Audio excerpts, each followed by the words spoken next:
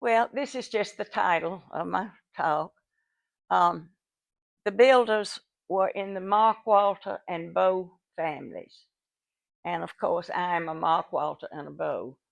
And my children are too. And there's some other Markwalters here. These are the four men Theodore Markwalter at the top, Robert James Bowe at the right, were my great grandfathers.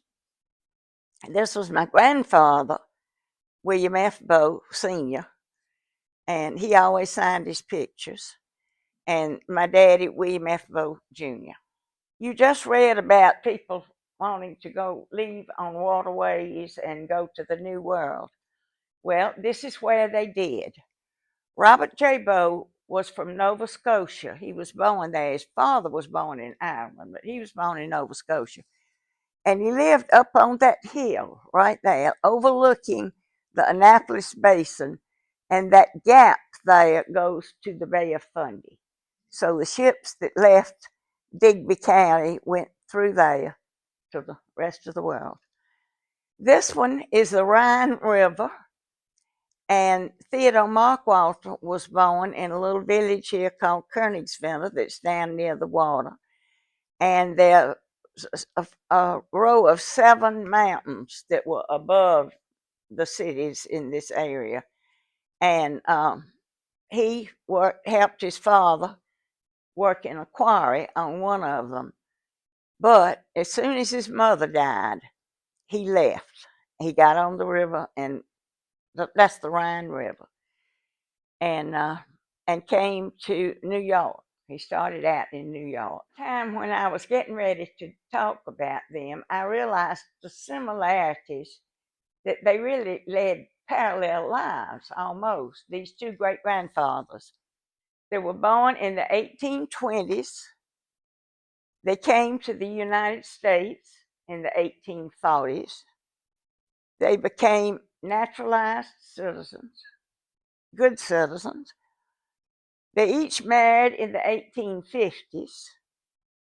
And this one had 6 children, that one had 5 children, but they both lost 3 infants.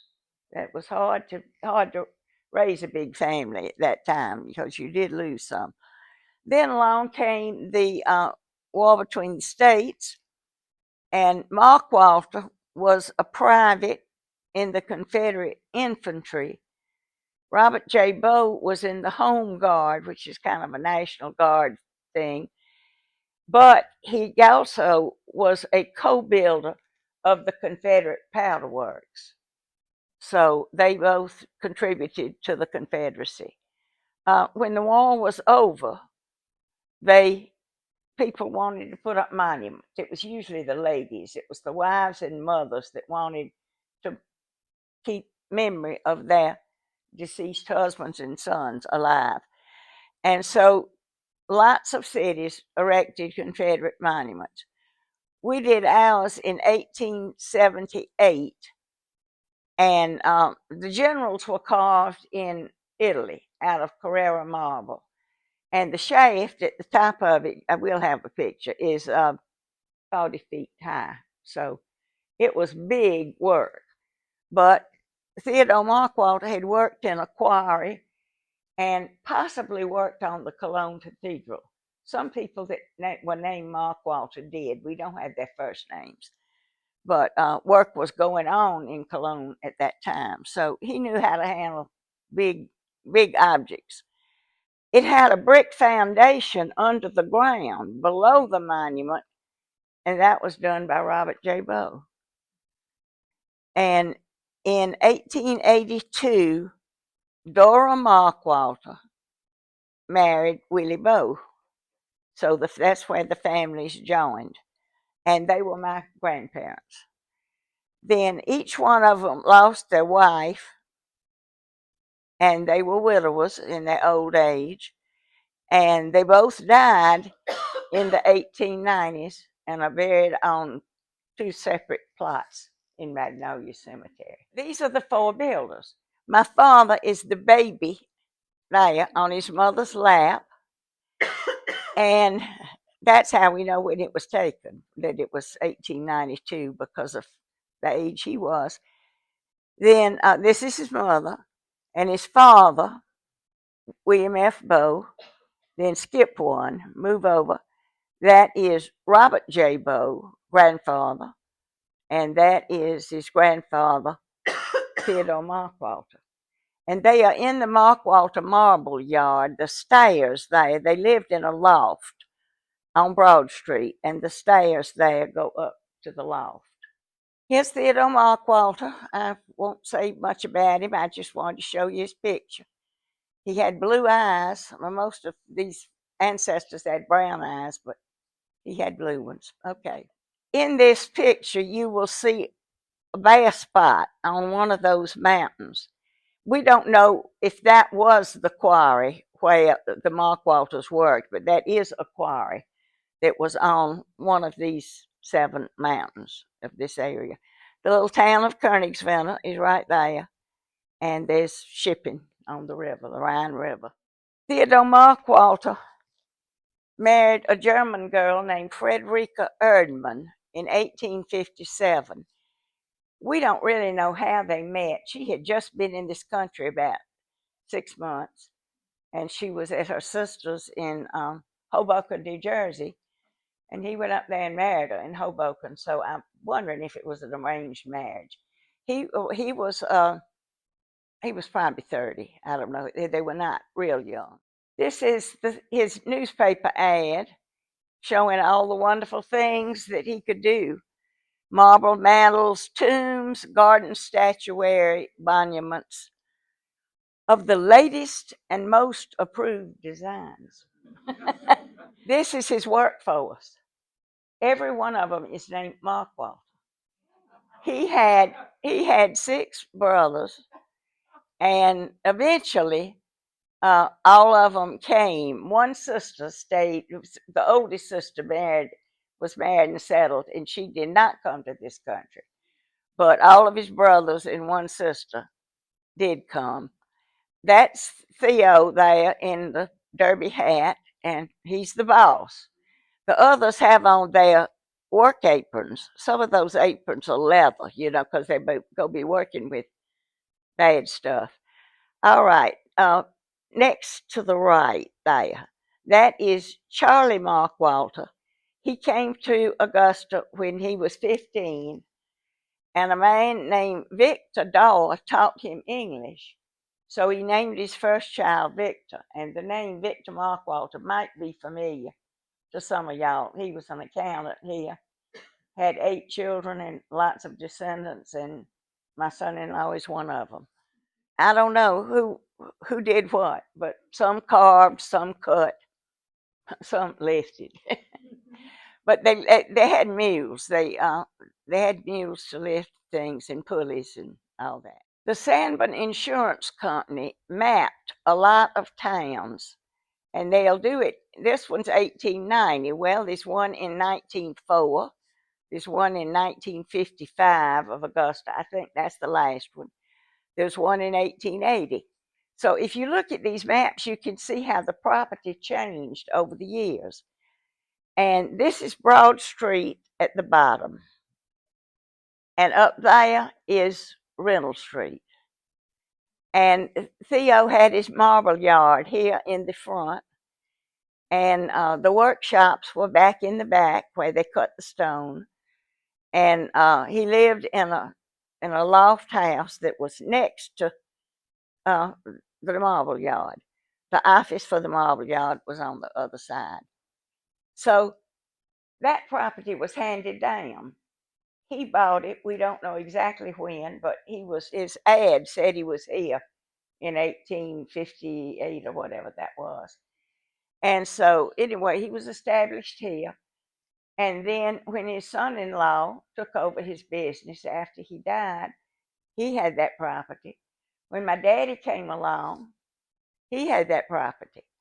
But Broad Street was getting commercial now, and in the 1920s. And so Daddy divided it into 2 sections and put up a commercial building on the front to rent. and he worked in a little building, which is not on there, I don't think. But anyway, that faced Reynolds Street, and he had a big machine shop that was connected to it, and a lot of storage too. And a few years ago, our family gave that chunk, the back part, to the museum. And they tell me it's right over there. I can't get oriented exactly. Anyway, it is connected. And they use the machine shop as a place to build exhibits and a place to store things. One of the first things that Theodore Markwalter did that we know of, well, he set the front of the bank building in 1851. We know that, but I don't know what that looked like. But anyway, a doctor, young doctor, who was very popular, named Dr. Mackey, insisted on continuing to treat yellow fever patients, even though it was very hazardous to him. And he died of yellow fever. And the citizens of Augusta, this monument says, it's tall, this is just a piece of it, put this up in his memory. He's buried at Somerville Cemetery. He's not buried here. But this is the Good Samaritan. You see the injured man lying down the ground, and the man standing above him, and then the donkey is in there that they were going to put it on. And this is in Magnolia Cemetery, and it was in the 1850s. All we know is when Dr. Mackey died. We don't know when this was put up. Thank you. This is a local monument. If you ever go down the 400 block of Green Street, I'll go to the St. James Methodist Church. This is right out in front. It's in the median of the green. We called it the green in the middle of the street. And it is there, and it says on the base of it, T. Markwalter. And that Sunday school lost so many teachers and pupils in the war that they put this up for them. But then other citizens of Augusta wanted their people remembered there too. So Mr. Markwalter, agreed to cut the other names in there too. This is the big Confederate monument in Augusta. It's in the 700 block of Broad Street. It has 4 generals around the base of it, and the shaft at the top is 40 feet long. So I'm thinking it had to come up the river on barges, because a lot of the marble came from Italy, and then the granite base there is Georgia granite, and he supplied that. And I wish I could have watched him put it up. But my grandfather, great grandfather Bowe, had dug and done a brick foundation underneath it. Then here's Robert J. Bowe. I don't know what they called him. See, I call him R.J. Sometimes I call him Robert. I don't really know. I don't think he was ever called James. James was his mother's father. He was a second son. The first son was married for the father's father, and the second son was usually married for the mother's father. And so the James came from that. And he was born in Nova Scotia, and his parents were born his mother's family came from Scotland, his daddy's came from Ireland. Anyway, the house got real crowded. He was one of 5 children by the first wife, and they lost 3 of those children. So he had a brother survived. And then his daddy married again and had 14 children, and they all survived. And they were all born every 2 years apart in even years. And so when one of the ladies wanted to be younger than she was, and she had to move her brother's name too, because everybody knew they were born in even years. So he married a girl from Maine. He worked in New England for a while, we know, and he met her at Damascotta, which is where her home was. And they married in Boston in 1852. They probably got on a boat and came to Charleston. We know that they came from Charleston to Augusta on the train. Well, the train didn't come across the river because Mr. Schultz didn't want it to cross. He wanted Hamburg to be the end of the line. And so there was high water. This was September when they came here. And there was high water, and the bridge was under, and he had to hire a boat to carry it across the river. And then when they got on supposed land, which was underwater, he had to carry a piggyback to their home. So she probably wondered, here she is from Maine, what have I gotten into? Now, this is Bowe's business ad in the paper in 1858. He sells all sorts of building materials, lime, plaster, hair. They put hair in with the plaster to strengthen it sometimes. Somebody said, whose hair? I have no idea. I guess it's horse hair. I'm not sure. But anyway, then down he says at the top, he's a commission merchant. Well, he's also a general contractor. But down at the bottom, I think if people said, Mr. Bowe, would you sell these for me? And he said, yes. And he's got bacon, lard, corn, flour, beef, and mackerel.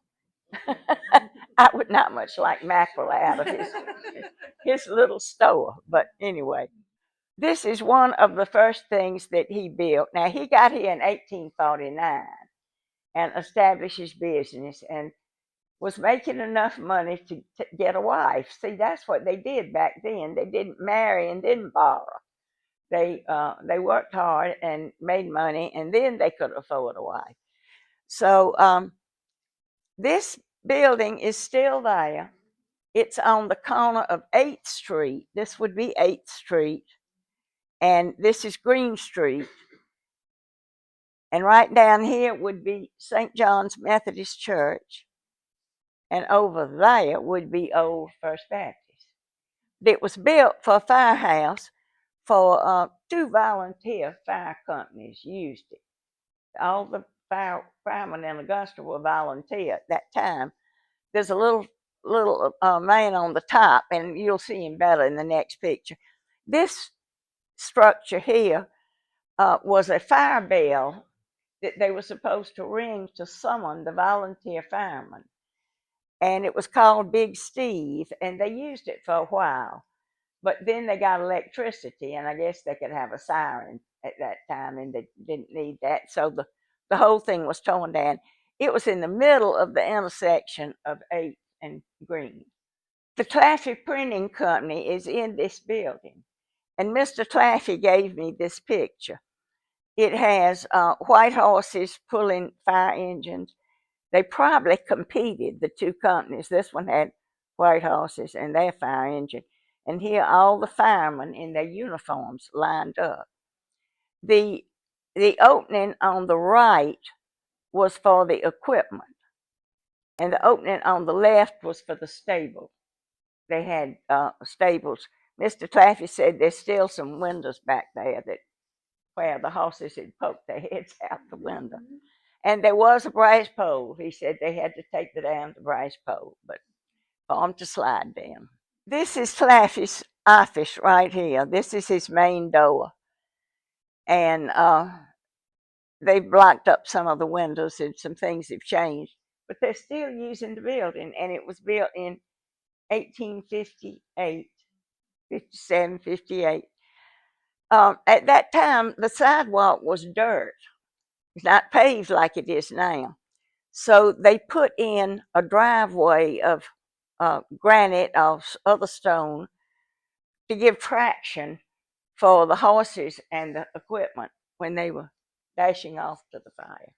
And you'll still see that if you walk down there toward St. John's Church. That is still. The next job that he did that we know about was the Confederate Powder Works. The South had been getting its powder from England. Well, there was going to be blockades, so they would not be able to get powder from Europe. So they had to build a powder works, and one person had worked in one, and another person had a plan of one. And Mr. Smith, Shayla Smith, took those and somehow put it all together. And they said that the powder that was made here after the war, it was the best, and they used it in testing guns and all for a long time because it was better than what they had up there. Anyway, the buildings, there are a lot of buildings, and they are at least a mile apart, some of them more, because if one caught fire, they didn't want the rest of them to catch fire. So they separated them. And the chimney is still left. Mr. Smith, the designer, said that if it was ever torn down, please leave the chimney as a memorial to the Confederacy and the troops that fought. And so that chimney is still there. You see it on Broad Street. And the bricks were all sold off. They are now in other projects. Some of them may be in one of those mills. I don't know. But anyway, the buildings are not there anymore. But mills are behind here. And mills came along about 1880. This is the plan for one of the rooms, one of the buildings at the powder works. It was called the mixing house. And you see there's the front, and then here's the floor plan here. And then there's some details up there. There's a whole set of these. And my daddy found them cleaning up the office and gave them to the Smith's daughters. And I think it's through them, the connection, that the museum got them. That we didn't have a museum at the time my daddy found it. Oh, you would have given them to the museum. One of the next jobs R.J. Bowe had was to do brickwork at the state capitol in Atlanta. It's gotten so complicated now. If you go there, you can't tell, what's what. I mean, where bricks were and other things. But by that time, his son, W.F. Bowe, was working with him. W.F. Bowe dropped out of school when he was 14. And one notice about him said, on account of that abundant energy which attended him all of his life, he decided to enter the workaday world. So he apprenticed with his father. I translate as that he was a smart boy that was born in school. Just couldn't sit still. Had a lot of energy. So they were contractors for the Capitol. And this is W.F. Bowe's son, Robert. Some smart photographer put up a studio or a place there where you could go and get your picture building the Capitol. So my Uncle Rob is there with a trowel in his hand and mortar on his pants and a level down there that's got his initials on it. Most of you've heard of the haunted pillar. There are lots of different tales about it. There was the lower market was at 5th Street, from 5th Street going on down toward East Boundary. The upper market was above 13th Street. But the lower market was hit by a tornado in 1878. And the legend came up that an itinerant preacher was preaching there and was told to stop and move on. And he said, there's going to be a curse on this building because you didn't let me preach here. And that it was going to be knocked down and one piece would be left. This was the story. So, and that whoever touched it would die. So that was very important. This is it on the corner of Broad Street and 5th. 5th Street is right out here. And it was, I don't know when it was moved here or by whom or whether this was the move. It's been knocked down so many times that they've given up. They just left it off this last time. So it's not there anymore. But anyway, they were hired to move it from the middle of the street. Well, we'll assume it was to here. And so this was before fancy machinery. You know, this is 1878.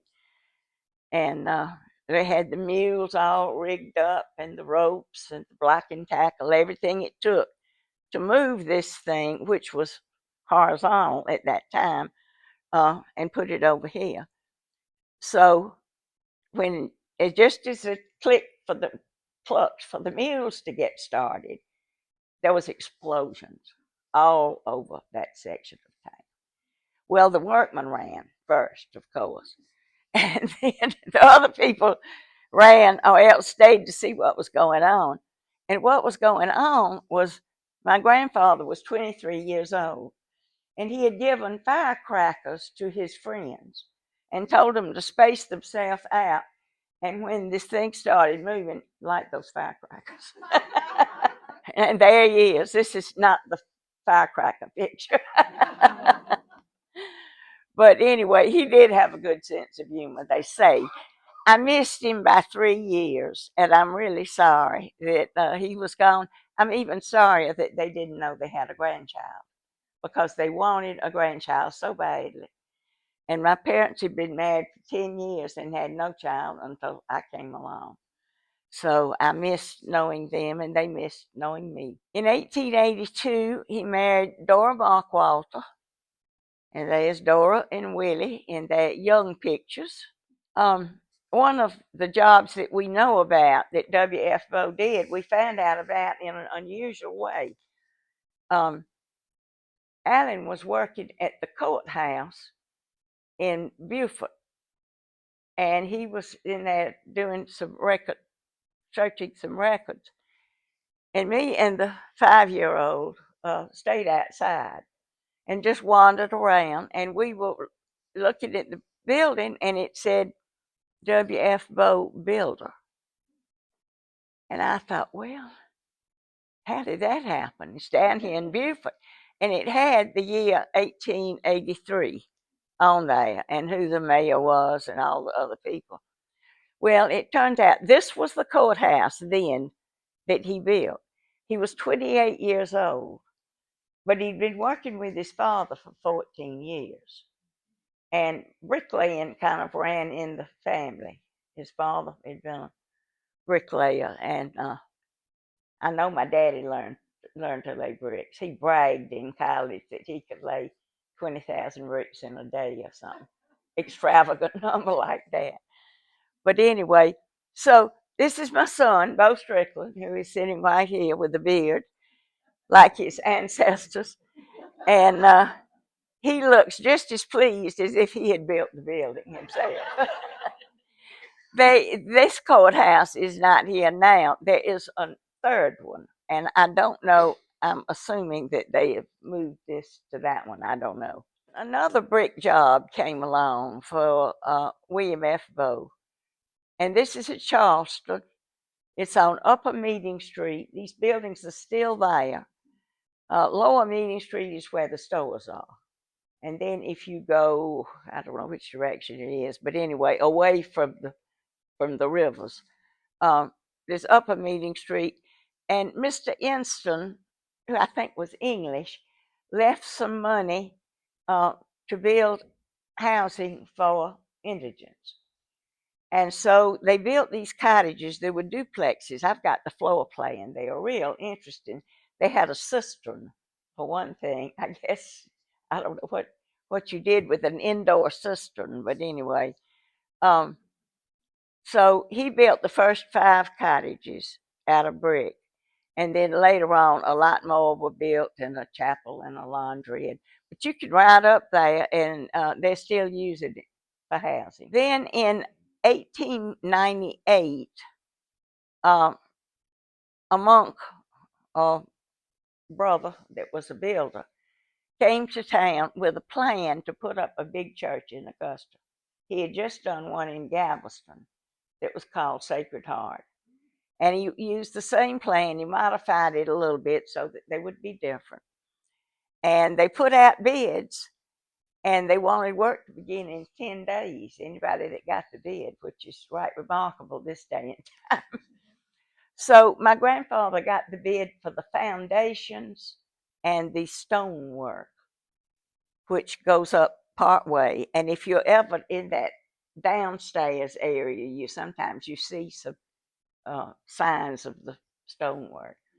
Anyway, that foundation had to hold up all those bricks, all those stained glass windows, all of the things inside, and it's lasted. It did it. At that time, the old men had died. The great grandfathers had died within 2 years of each other. And my grandfather, had been working with both of them in their old age. So he combined their businesses. His wife inherited the business along with the sisters, and they bought out the sisters, who were not in Augusta anyway. Oh, he retained the Markwalter workmen, the stone workmen. So that's how he was able to bid on stonework here, was all those Markwalters that you saw lined up there, the ones that were still living, were working with my grandfather. And they provided the cornerstone, which is on this right-hand turret. If you walk along that corner of 13th and Broad, it doesn't look like any of the other stones. And they took it out on its 100th anniversary. And I took my 8-year-old granddaughter down there with me because I was going to it. And she was more interested than the little brothers were. And I was more interested in taking her than in taking her little brothers. So Jenny and I went, and they took out the cornerstone, and Dr. Cashin was there, the noted historian of Augusta, and he had talked about what the different things were that were in it. He had seen it before. They didn't just take it out and show it to him. He had figured it out. Then they put it back so they could take it out again while I watched.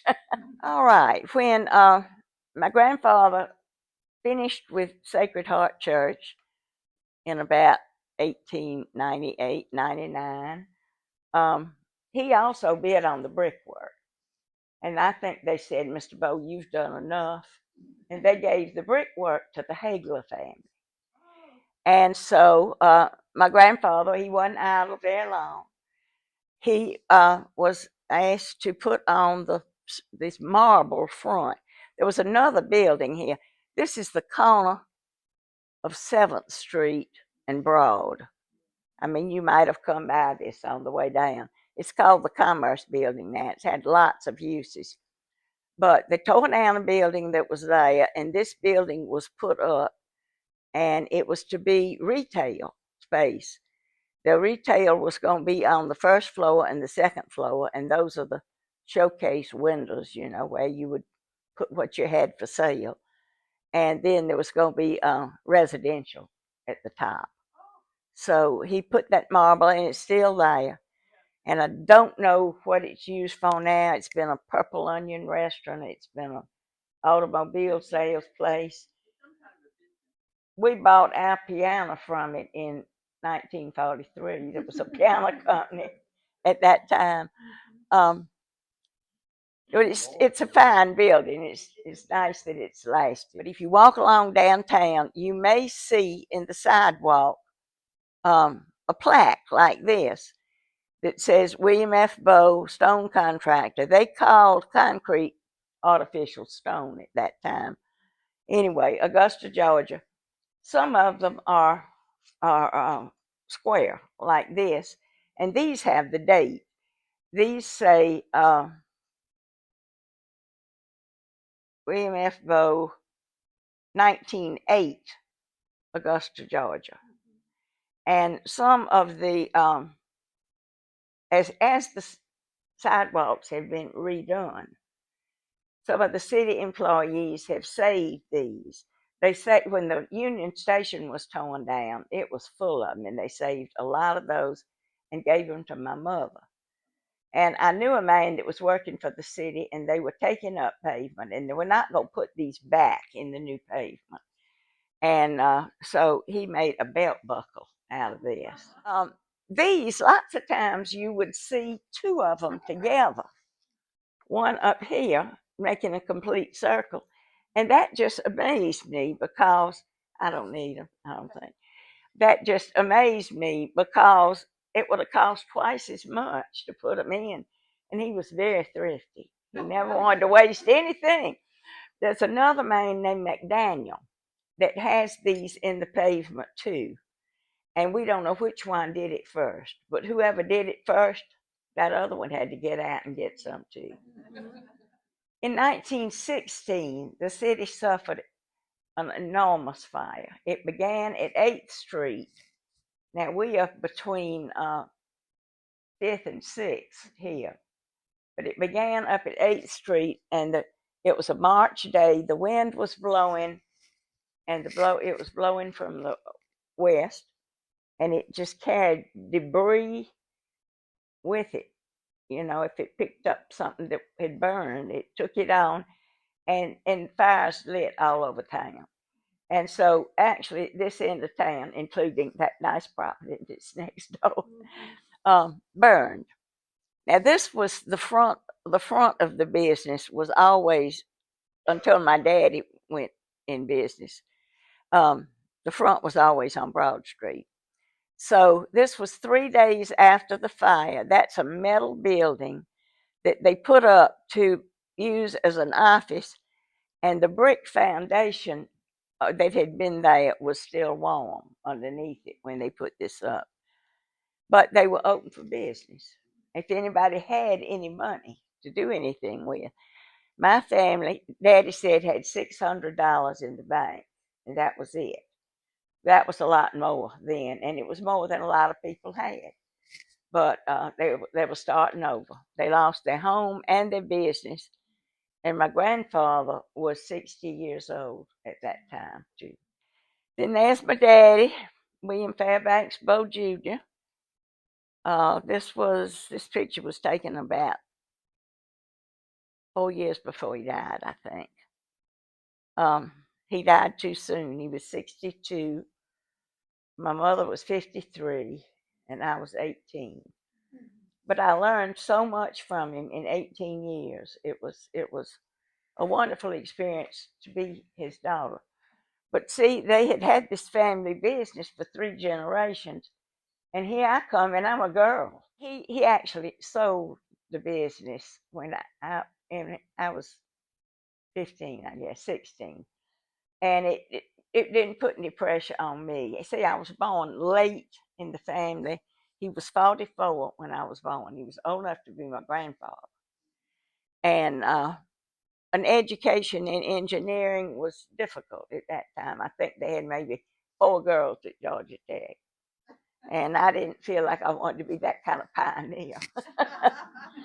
But anyway, he sold the business, and it became Southern Road Builders. Some of y'all are familiar with that. They built the Riverwalk, and they built some of this in the middle of the street that's being torn up now. The cement concrete division was sold to a company called APAC, APAC, eventually. And APAC in 1998 celebrated 150 years. Their little logo for the celebration was building the future for 150 years. And that went back to 1848 when R.J. Bowe opened his business. This is the family, my mother and me and Daddy, at our house in 1949. That's my daddy. I think he may have on his Richmond Academy uniform. It's hard to tell. My uncle Robert Bowe was older, 7 years older, and his sister Erdman was 7 years younger. She was named for her grandmother Erdman. If you wanted to go swimming in 1910, this was what you needed. The men's suits were wool and two-piece, and the ladies wore long dresses and black stockings. Now, they are wet in this picture. That is my Uncle Robert on the left, his wife Lucille, right, my daddy, and another cousin named Will Pottinger, and they were all at Tybee for the day, I guess. I'm glad I don't have to wear that bathing suit. In 1910, 1906, excuse me, he graduated from Richmond Academy. He had skipped just fifth and sixth grades. The teachers had said, just go on down to Richmond.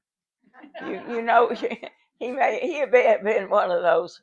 Well, he always did have energy, but he may have been a little too energetic for them or something. Anyway, so he went to Richmond when he was 11. He graduated when he was 15. And he said, don't skip children. I had the chance to skip fourth grade, and he said, no. He said, you're too immature when you get where you're going. You know, you're just, everybody else is more mature. So anyway, when he was 15, he went to VMI. Well, VMI was a tough place for rats, the freshmen. Anyway, and he was the youngest in his class. But he got along okay. He was socially immature. He didn't know any girls but his sister's friends, maybe some girls at the church. And they had dances there. He had to learn to dance, and he actually made some good friends with some of the girls that he danced with. He was on the football team, count 4, there he is. He is always on the back row, and he is sometimes the tallest. But there are a few here that were a little taller. But anyway, while he was at VMI, he invented something. I don't know what they thought about what he invented, but their dormitories had casement windows, you know, that swing out. And to toughen them up, these future soldiers had to sleep with the windows open, no matter what kind of weather it was.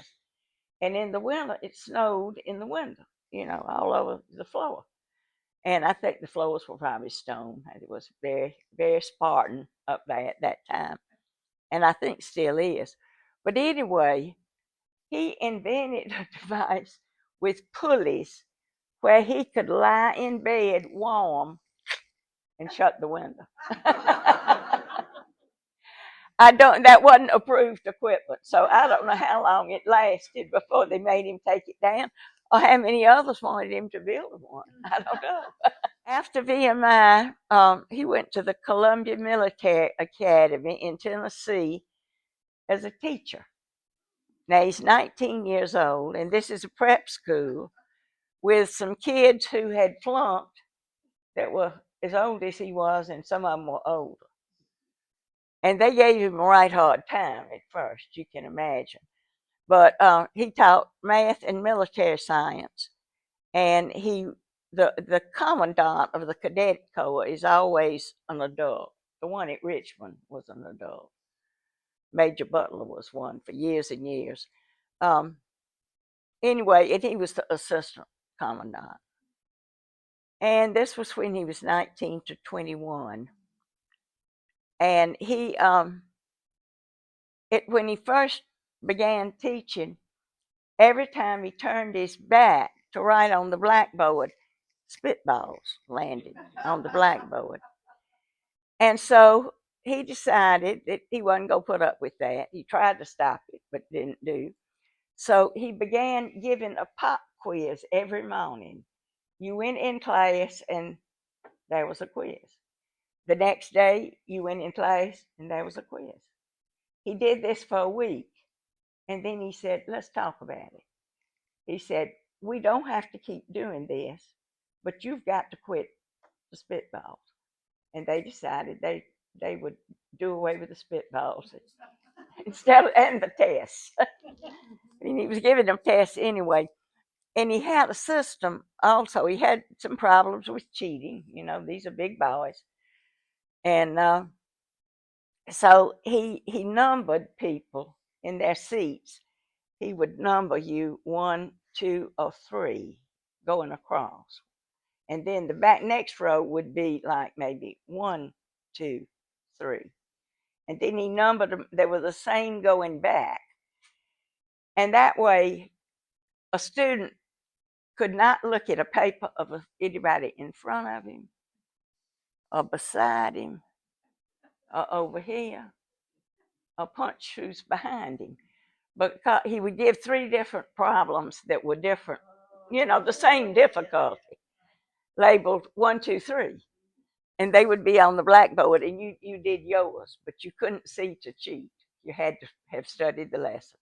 This is a picture of the 1916 fire on Broad Street. This is the Marion building. The generals on the monument, see, are standing there watching it burn. There was nothing left but a shell after the fire burned out. The whole interior was gutted. And it stayed that way for about 8 years. And we'll show you another picture later on. But anyway, this fire was just devastating. And this is Broad Street, the main part of Broad Street, and all these buildings are burning. There was a commercial club there that was a fine building, and it just went. It fell down. And my daddy had come home in 1912 from teaching. He liked teaching. He would have been a good professor. But his daddy needed help. He was getting older, and this is one-man business, and things were not going well with the business. And so Daddy decided he would come home and help his father.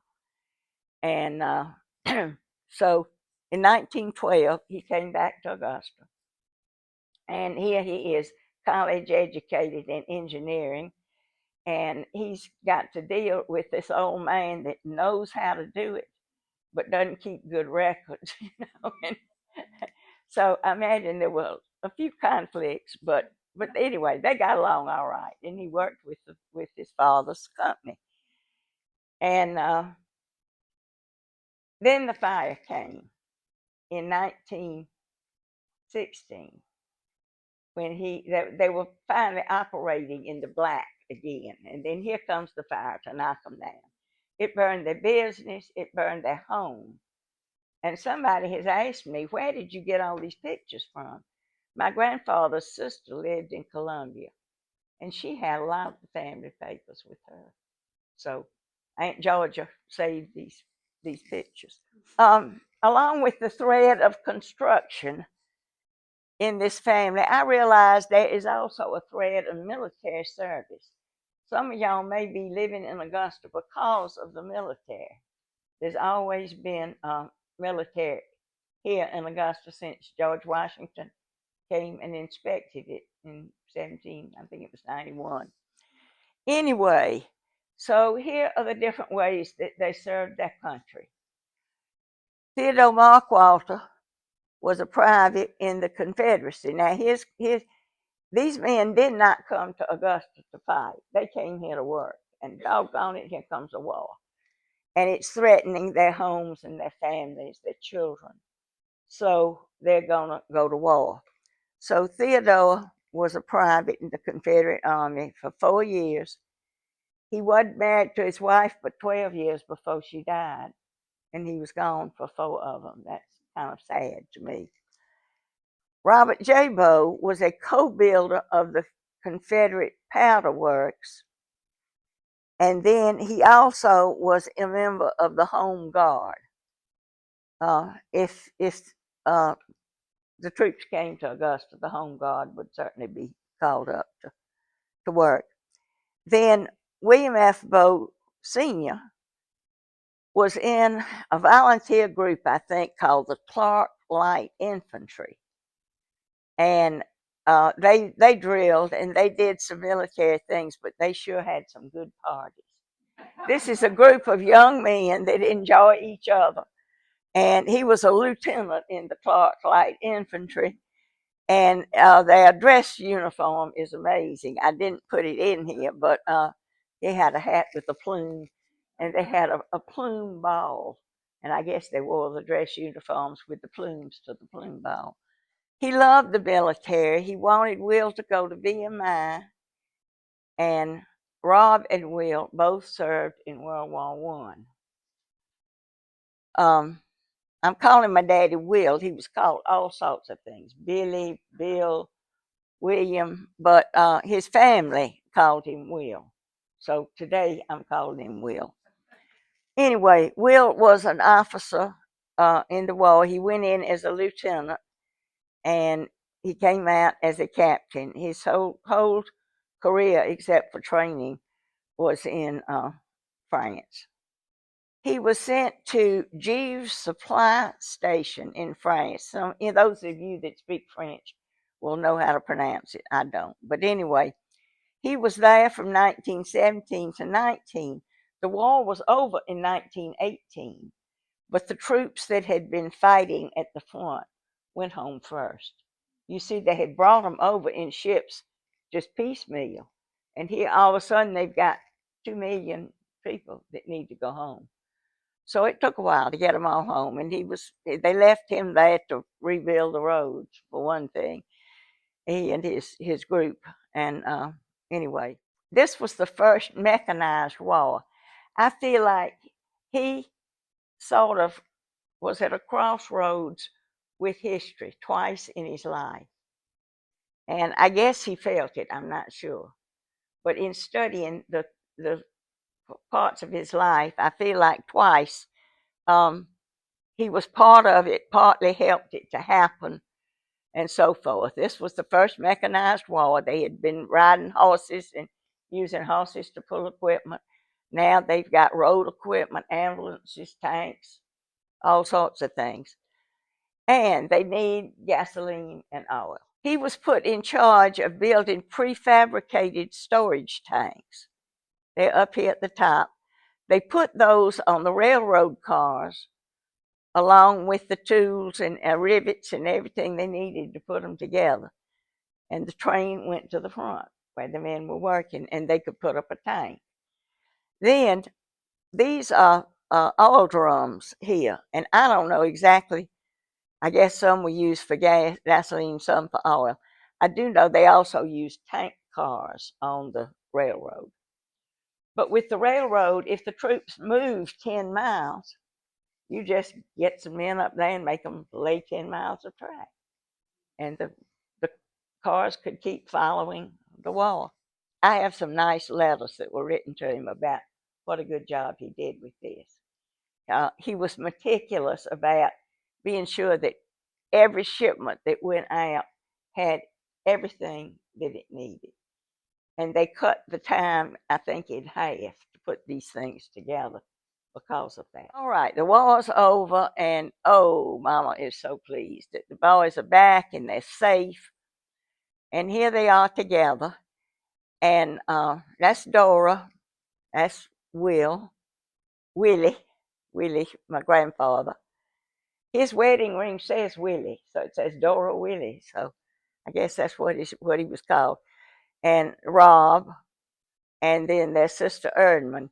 She had come here when Daddy went to war.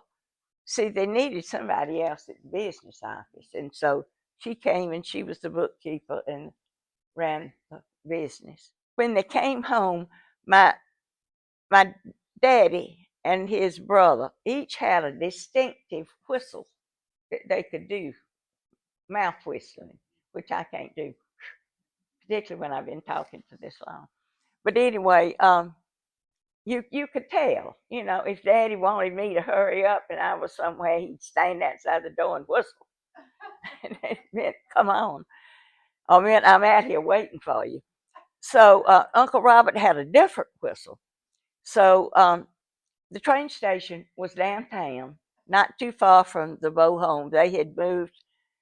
I'm not sure which of these was theirs at this time, but anyway, they moved to Green Street after the house on Broad Street burned. The house was just like 4 blocks from the business, so when the business burned, the house went too. But anyway, the train station was downtown, and Daddy's train came in at midnight, and he hadn't told them he was coming. And so he walked home, and he went over to his parents' bedroom window and whistled. Their boy was home. home from France. So, after the war, they put the business in Daddy's name, and what the sign says here is William F. Bowe Jr., established 1848 by his grandfather, cemetery memorials, and general contractors. And this is in the 1920s. His father had combined the businesses of father and father-in-law, and Willie Bowe Sr.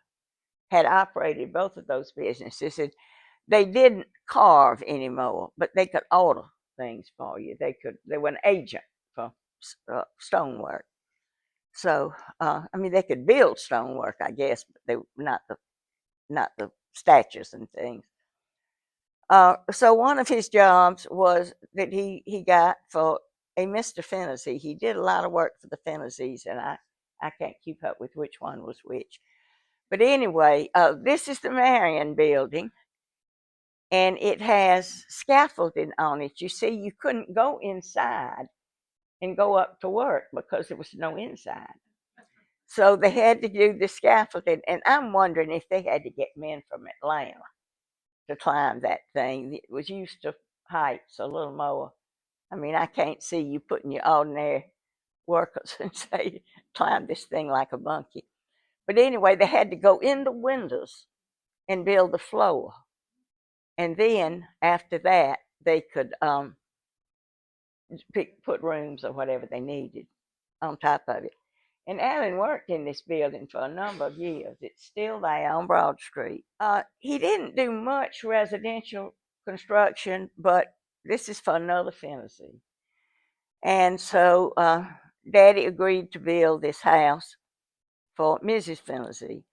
And the house was built in 1921. It's on the corner of Johns Road and McDowell Street. The street that would come along the side of the house is McDowell Street. And it doesn't look, the basic part of the house looks like this, but they built brick walls and all sorts of things and have a swimming pool in the back. And, modernized it, made it suitable for a family today, which is certainly better than tearing it down and putting up something else. Now that people had automobiles, they were wanting paved roads. In 1914, there were only 4 miles of paved streets in Augusta, which was just ideal for a building. A contract. Daddy liked dirt roads. I would fuss about dirt roads. He'd say, no, that's going to be business for somebody someday. But anyway, we think this is Upper Green Street, and look at the equipment. The like if this is a cement mixer, I don't know what it is, but anyway, a bucket goes out here and dumps, and then men come along with shovels and rakes and smooth it out, and eventually a steamroller or something will go over it and make it really smooth. Anyway, that's my daddy, and 2 over is Ernest Pond, who was a city engineer, and the one on the end is Fred Markwalter, still a Markwalter working for the company. 1925, the business was going well, and he had convinced my mother to marry him. They went together for 4 years, and he said it took 2 years to get away from the door to come sit next to him in the car, and the cars weren't very wide at that time. But anyway, they married at First Baptist Church, and after the wedding was at 10 because the train left at noon.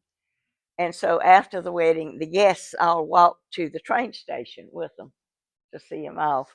And this is actually her going away clothes, but she's holding the wedding bouquet. And see, they're in the train station.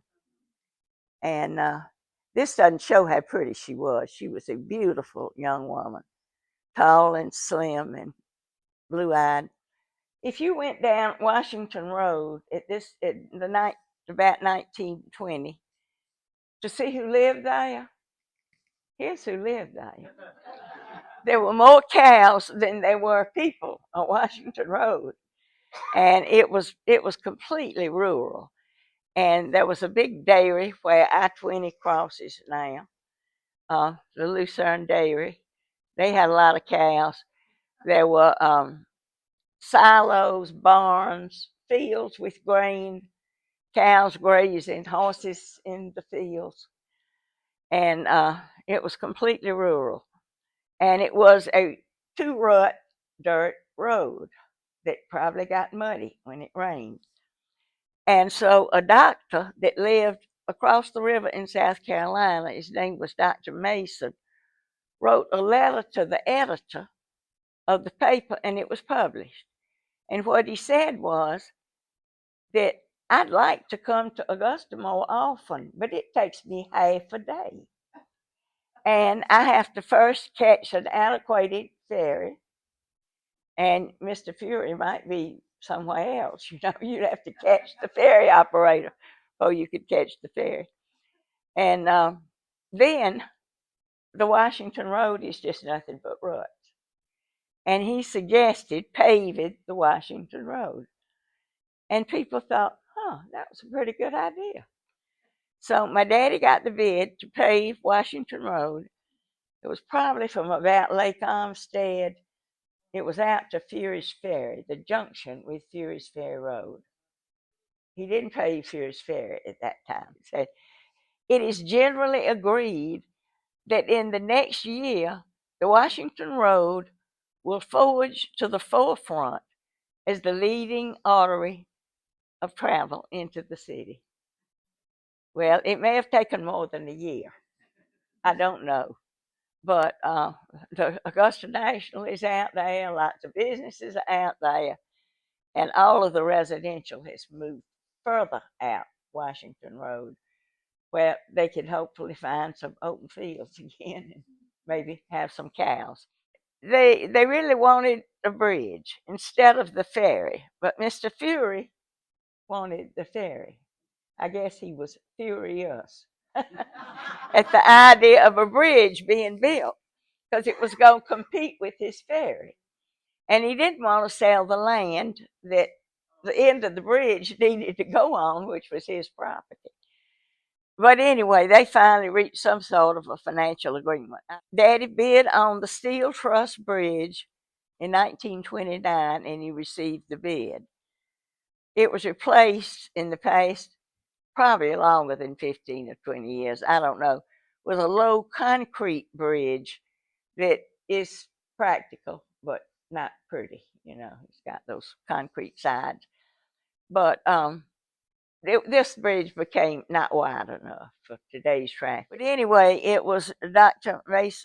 Mason, who lived in Meriwether, South Carolina, that was the instigator of all of this work being done. There were more paved roads that were needed. So Daddy paved this one in 1928. It looks like it's been there a while, though, because the cars going uphill have struggled, it looks like. Put a black spot there where they oil drip. The cars were incomplete according to us. I mean, this is a Model T. And this is near Aiken, US 1. And he has not learned that you drive on the side of the road. He's still trying to straddle the ruts in the road. Along with the war being changed from animals to machinery, construction was going through the same thing. This is a quarry where Daddy bought gravel, and they were still using mules. And he was still using mules. At one time, he wrote home and said, please get the truck fixed. He bought a truck that was a lemon, and he was in France in the war. And please get the truck fixed because hay is so expensive. They would have to rent horses or mules if the truck was broken down to take people to the business side. The 1929 flood came. It came a funny way. It didn't come over the levee. It didn't disturb the levee. It came in from Butler Creek, overflowed south of Augusta, and the water crept in from that direction. I have a friend that was living then that said, I remember it just crawling up 4th Street. She lived on 4th Street. They stood on the porch and watched the water come in. Well, it kept on coming, and it was real high. And those houses on Broad Street that have 6 or 8 steps, to go up to the porch, the cows, if they had a cow, the cow went up. The chickens went up. Every animal they owned, including the family, was on the front porch. And one man told me that while his parents were moving the furniture from the first floor up to the second floor, the children went upstairs and jumped on the beds. And I said, well, why? And he said, because we weren't allowed to. Nobody was paying attention to us.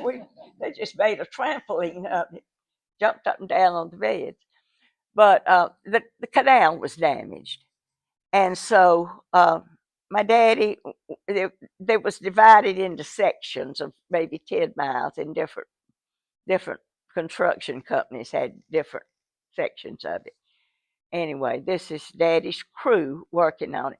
And I forgot to say this at the beginning, that when I say great-grandfather Bowe built so-and-so, or my daddy built so-and-so, they were the entrepreneur.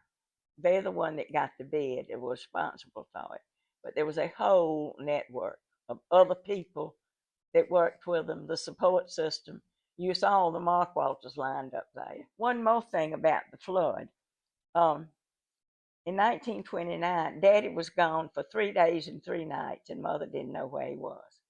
No cell phones, no telephones out of the job. And downtown was deep in water, and the levee had held. And there will be people in history, like history, that would say the levee broke. But Dr. Cashin told me the levee held. It did not break. That my daddy's crew were hired to go down there and make an opening in the levee so that all of this water that had come in from the creek could go back to the river. And so they put a breach in the levee, which of course they quickly repaired. But before they did that, the men, all of his men, were out putting sandbags against the levee. That's what they did. They had bags and they'd fill them and, stack them up, hoping to hold things together. 1930, it was the Depression. And I don't know whether the people that Daddy bought this land from were hurting and just needed to sell it or what. But anyway, he bought 600 acres that's now in Fort Gordon. And it didn't have much on it but a lake. My mother said that her grandfather said, what does Billy want with that God-forsaken land out there? It was just plain. But there was a house, kind of a log cabin type house, that was on the property. There was no electricity.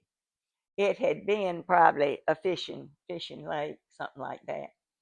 So my daddy and his brother-in-law, Bob Bush, designed and built a water wheel. And this water wheel provided electricity to the house. Now, it was direct current. And so you were not supposed to turn anything off. It needed everything. It was designed for so many watts, I don't know.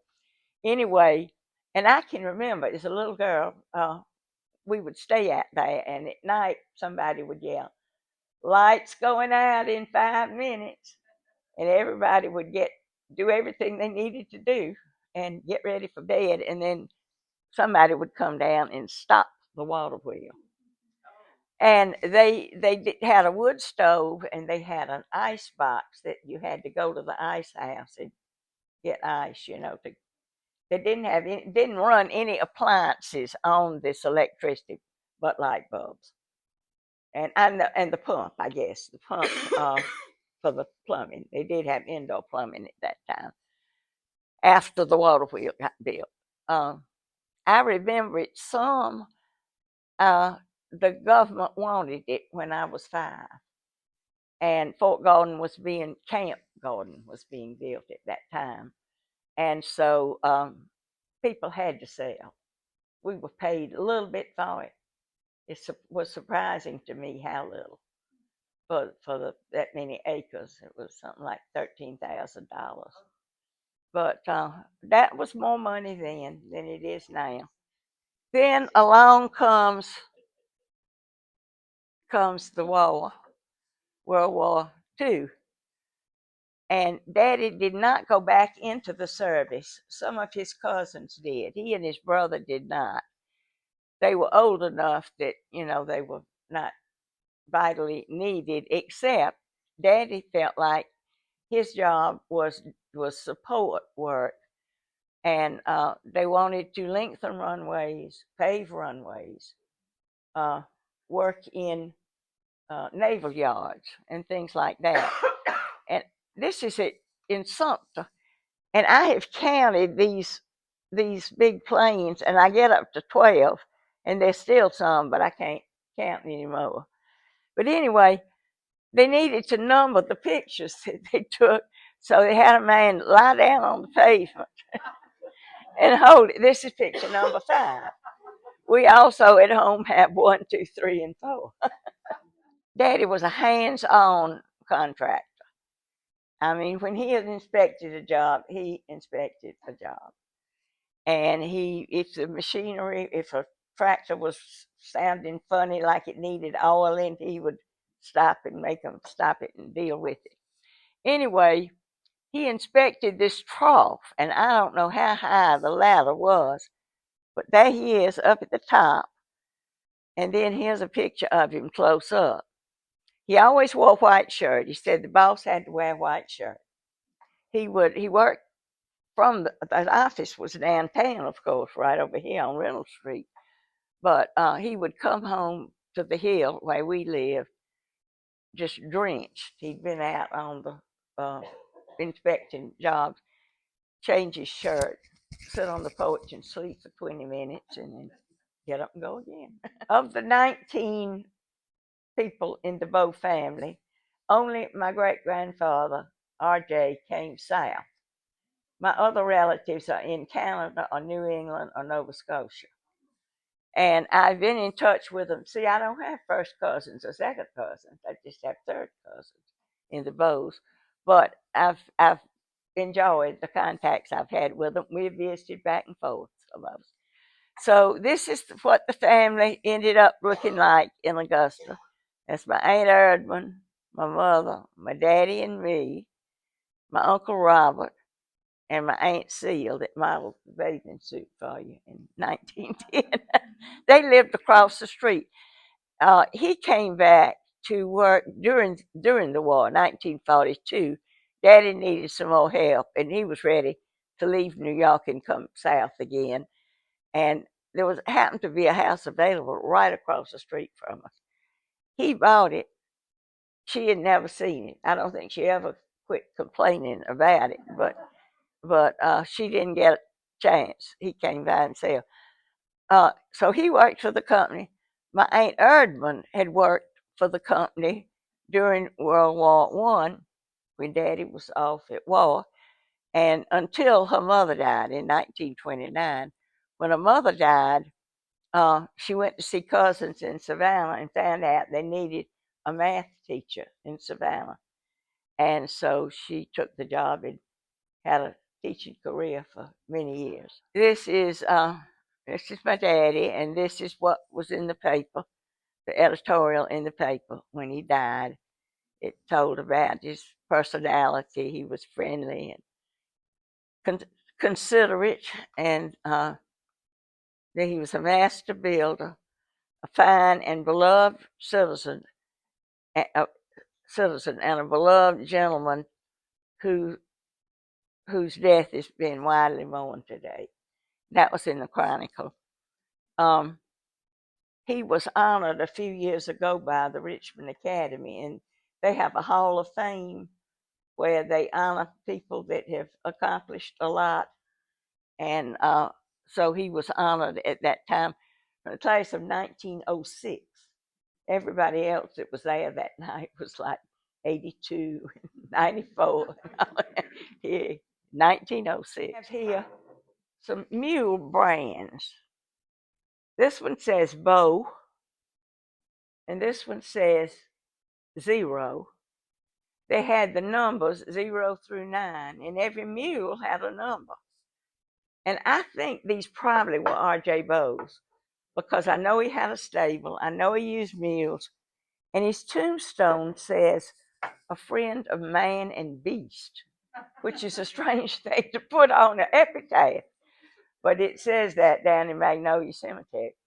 So anyway, these brands were used for about 3 generations, because Daddy started out with mules before he had regular equipment, and he rented mules from other people. At the time when he and Mother married, he was still using mules for some work, and a, a set of mules, a team of mules, came available. And he told Mother she had some school teacher money that she had saved. She taught 4 years at Houghton. She had saved up some money, and she was leaving it home, had no expenses really. And this was before they married. So after they married, he said, "I think you should take your school teacher money and buy these mules. And then I can rent from you, and we'll keep the money in the family." Well, that was a good thing, and that's what she did. But they came with mule keepers.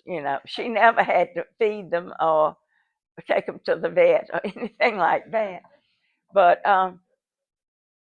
anyway, Mother was a beautiful lady, and such a lady. She was never a tomboy. Her sister was a tomboy, but she was not. And to think of her owning mules is just incongruous. But she did, and I don't think she even went and visited them very often. But when you worked with mules on the highway, you had a problem at night, because you have worked down the highway maybe half a mile today, and you got to tether your mules somewhere, or find a farmer that will take them into his barn overnight, and somebody's got to stay there with them. And then the next morning, poor old mules, they say, "Here they come again." So they hitch up again and they move on further. But the mules have to be moved along with the job. Nobody's going to put them in a truck and take them back home. He was one of the letters that came when he died, was from a cement man. And he said, "I think he was the finest estimator in the Southeast. If you don't keep good records, you don't know what it's going to cost. So you don't know what to estimate for the job." And so it goes back to record keeping. And my R.J. Bowe, I have a notebook of his that he kept records. He had no schooling, I don't think, up on that mountaintop in Nova Scotia. And his spelling was very interesting. He was a creative speller. They said he went back to school when he got to Augusta, and he was 28. He got some schooling here in Augusta. But he had worked with his father, see, for years. Each of these men worked with their fathers, apprenticed with them, learned from them, probably argued with them. But it was good. They certainly had knowledge to pass on to the next generation. Oh, when Daddy sold the company in 1951, there was an editorial in the paper called "The End of a Name." It said, "For 3 generations, the name of Bowe has been associated with construction in this area. And even though the company will continue as Southern road builders, the name of Bowe will no longer be associated with it." Daddy would not sell the name. He could have. He could have left it, but when he sold the company, he sold it to the principal employees who had been running it all that time. So they certainly knew what to do. And then gradually they have sold it off. I think the last remnant of it now is at Reeves Construction Company, which has an office here in town. Yeah, I think that.